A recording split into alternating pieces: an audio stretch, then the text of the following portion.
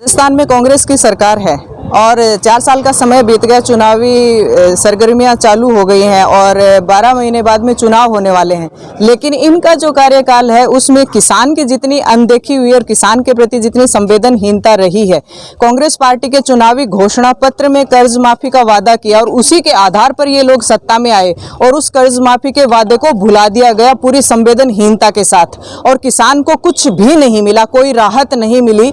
वो जो किसान सबका पेट भरता है, मेहनत कश जो तबका है और कृषि प्रधान देश है, किसान की सामाजिक सुरक्षा सबसे बड़ा बुनियादी पॉइंट है, उसी पे हमारी अर्थव्यवस्था का आधार है। कृषि आधारित अर्थव्यवस्था है भारत की अर्थव्यवस्था और उसमें राजस्थान की सरकार द्वारा इतनी इग्नोरेंस, इतनी नेग्लिजेंसी, इतनी संवेदनहीनता और कर्ज माफी भी नहीं हुई और उस समय समय पे किसान को जो परेशानियां आई, अतिवृष्टि से कभी फसलें खराब हुई तो वो टेक्निकली रूप से उलझा करके सही गिरदावरी नहीं हुई, उनको उचित मुआवजा नहीं मिला, पीड़ा रही किसान को।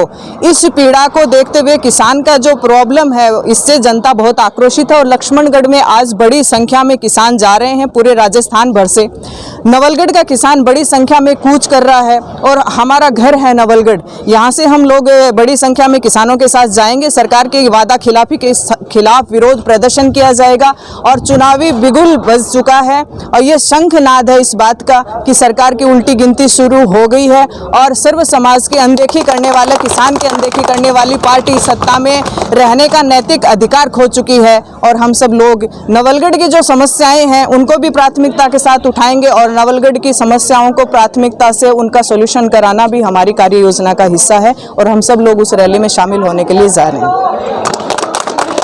देश में आज़ादी के बाद सबसे ज़्यादा सर्वाधिक राज करने का अगर किसी को मौका मिला, राज किया, गवर्नेंस किसी की रही, कांग्रेस पार्टी की रही, तो अब ये सीधा सीधा नैतिक दायित्व किसके ऊपर जाता है? किसान की काया पलट करने का उनके पास एक बड़ा समय रहा। 75 साल में मेजोरिटी से शासन उन्होंने किया, बावजूद इसके किसान की हालत नहीं बदली, तो ये उनका नैतिक दायित्व है। और 2022 तक किसानों की इनकम दुगुनी करने के लिए मोदी प्रधानमंत्री आदरणीय मोदी जी ने जो विजनरी लक्ष्य रखा था देश को, उसको समझने की जरूरत है कि समय परिस्थितियों के अनुसार रिवोल्यूशन होते हैं हर सेक्टर में। एग्रीकल्चर, कृषि के क्षेत्र में रिवोल्यूशनरी चेंजमेंट जो है वो मोदी की दूरगामी सोच का परिणाम है और जो कुछ वो किसानों के लिए करना चाहते हैं। और उन्होंने पार्लियामेंट में 2014 में जब सरकार बनाई और शपथ लेते हुए उन्होंने विशेष तौर पे इस बात का उल्लेख किया था कि कालखंड और परिस्थितियों के अनुसार जिसको काम करने का मौका मिलता है उसको अपना बेहतरीन योगदान देने का अवसर भी मिलता है। और उन्होंने ये कहा था कि हम सौभाग्यशाली इस देश के प्रधानमंत्री बने और हमारे प्रधानमंत्रित्व काल में ऐसा कुछ देश के किसानों को देना चाहते हैं कि उनकी इनकम दुगुनी हो और किसान के साथ शोषित जैसा शब्द हट जाए। हमारा कहने का आशय ये है कि मोदी के विजन को समझकर ही देश में किसानों का भला हो सकता है। किसान मोर्चा प्रदेश उपाध्यक्ष के नेतृत्व में नवलगढ़ विधानसभा से हजारों की संख्या में पहुंचे किसान डॉक्टर सुमन कुलरी गढ़वाल को किसान मोर्चा प्रदेश अध्यक्ष हरिराम जी रणवा ने साफा पहनाकर किया सम्मानित। सैकड़ों वाहन रैली लेकर काफी वाहनों की सहित दल बल के साथ पहुंचे डॉक्टर सुमन कुलरी गढ़वाल। नवलगढ़ से विशाल किसान आंदोलन लक्ष्मणगढ़ में पहुंचे भारतीय जनता पार्टी के दिग्गज नेता और हजारों की संख्या में उमड़ी किसान भाइयों की भीड़। डॉक्टर सुमन कुलरी गढ़वाल किसान मोर्चा प्रदेश उपाध्यक्ष के नेतृत्व में सैकड़ों गाड़ियों के साथ नवलगढ़ विधानसभा से पहुंचे हजारों की संख्या में किसान भाई बहनें व भाजपा कार्यकर्ता सम्मेलन में पहुंचे। लक्ष्मणगढ़ में हुई विशाल सभा में सुबह से ही हजारों की संख्या में किसान पहुंचने लगे, जिन्होंने जय किसान जय जवान के नारों से गुंजा दिया मंडाप।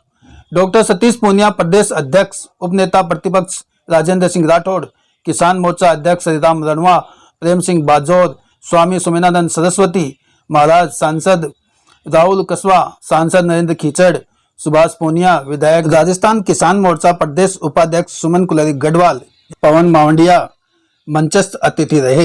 लियो तो धारीवाल के घर में टेंट पहले हो गए और हलवाई घर में रहते ही होगो और बस को धनी एजेंसी होगी जो फट देनी लाके खड़ी कर दी।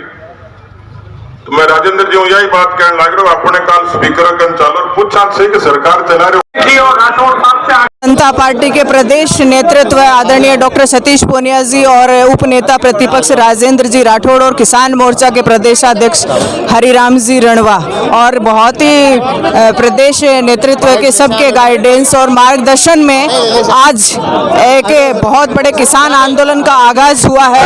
सर्वाधिक बाजरा होता है और उसकी न्यूनतम समर्थन मूल्य की खरीद की मांग है, जो राजस्थान की सरकार ने अभी तक व्यवस्था नहीं करी है। पड़ोसी राज्यों में खरीद भी हो गई और भाव के अंतर की भुगतान भी वहाँ की राज्य सरकार करती है। पहला इस क्षेत्र में जो पूरा क्षेत्र है शेखावाटी का, जहाँ बाजरे का सर्वाधिक प्रोडक्शन होता है और इसलिए ये प्रमुख मांग थी। दूसरी बड़ी मांग है जिसमें किसान कर्जा माफी का वायदा खुद राहुल गांधी जी ने किया था, अशोक गहलोत जी ने किया था, कांग्रेस के जन घोषणा पत्र में है। ऐसे तमाम 60 लाख किसान हैं जो कर्जा माफी का इंतजार कर रहे हैं।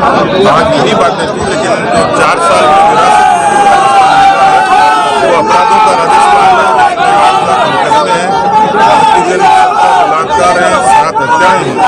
हर 12 किलोमीटर पे कोई न कोई अफसर ट्रैप होता है। राजस्थान की कुल मिलाकर जो बेरोजगारी है वो 32% है। मुझे लगता है कि इस तरीके के विरासत के राजस्थान में कांग्रेस के अब विदाई का वक्त आ गया। कांग्रेस ने आज एक और बयान दिया है कि जिनकी रिहाई नहीं हुई उनको वेट करना चाहिए।